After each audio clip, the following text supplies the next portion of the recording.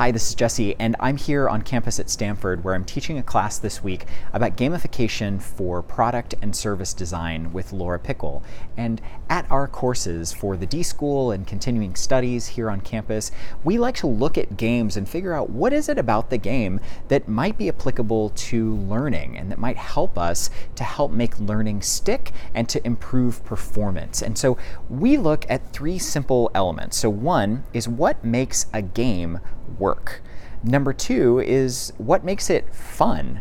And number three is what about this game could we maybe apply to learning? And it gets at this notion of motivation, which is really at the core of all of our mechanics. Think about the game of Scrabble.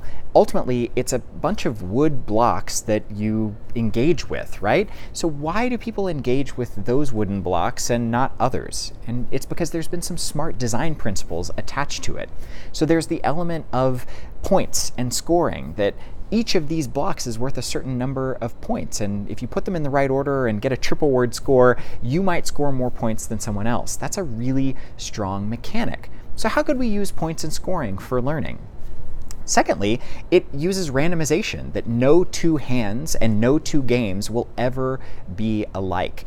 That's really interesting. So if learners come to your class, maybe injecting elements of randomization to heighten some of the experience, engagement, well, that might be an effective tool.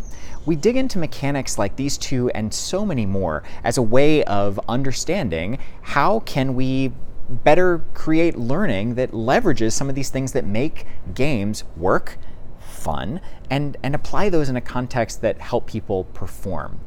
We dive deep into this in our online class, and I know that most online classes are just sort of click through PowerPoints or just watch them, but they're really immersive challenges baked within.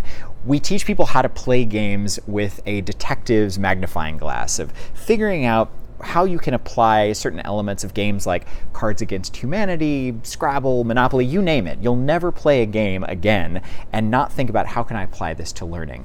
So we get beyond buzzwords, and it's one of the things that I love because oftentimes gamification gets a rap as being just a buzzword. And so it's interesting to open up the hood and look under the hood around what makes learning and what makes a game really fun. So I'd love to hear from you. What are some of your favorite mechanics? What are some of your favorite things about games? And if you know and would like to interject, how do you then use that for learning? We'll be sharing more examples this week, and I can't wait to hear from you how you're using it. So until next time, happy gaming and happy learning.